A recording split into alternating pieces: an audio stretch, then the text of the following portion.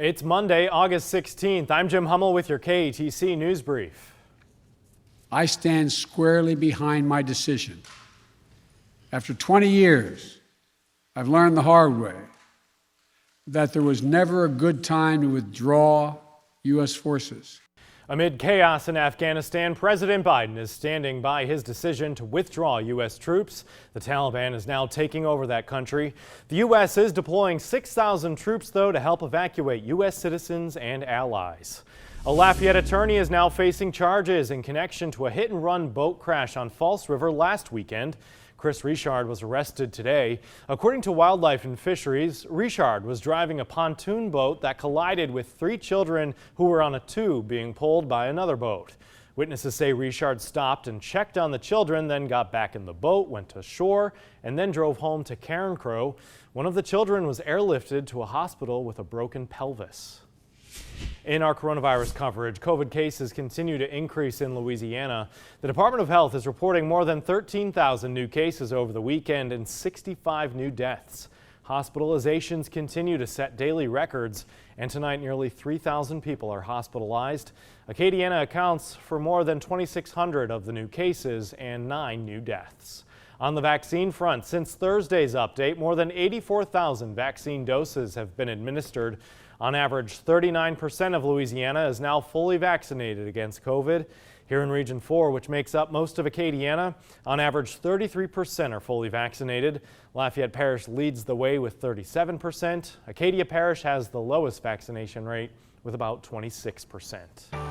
In tonight's Rebound, if you're looking for a job, no matter your education or experience, listen up. Tomorrow, the Vermilion Economic Development Alliance will host a job fair at St. Teresa Hall in Abbeville.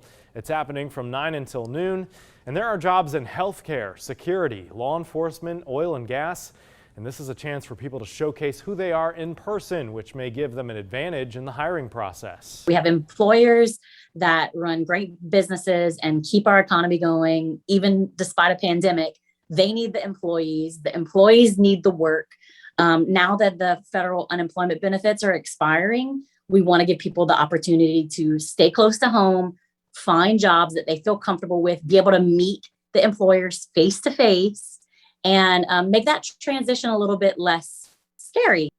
Let's get a check of the forecast now with Chief Meteorologist Rob Perillo. Hey, Rob. Hey, Jim. More typical summer weather in the forecast. Busy in the tropics, though, with Tropical Storm Fred making landfall Monday afternoon. It's going to be moving up through the spine of the Appalachians. More flash flooding with that system.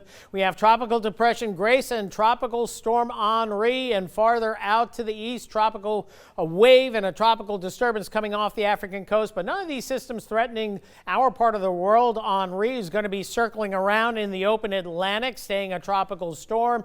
Meanwhile, as we get farther to the south, we have Grace that will be an impactful storm as we goes through the Caribbean, impacting Haiti this evening. And then as it moves off to the west-northwest, it's going to be striking the Yucatan and perhaps eastern Mexico, perhaps as a hurricane here, very close to it. And I think it's got plenty of hurricane potential, stronger than Cat 1 potential before it reaches the Mexican coast for a second time.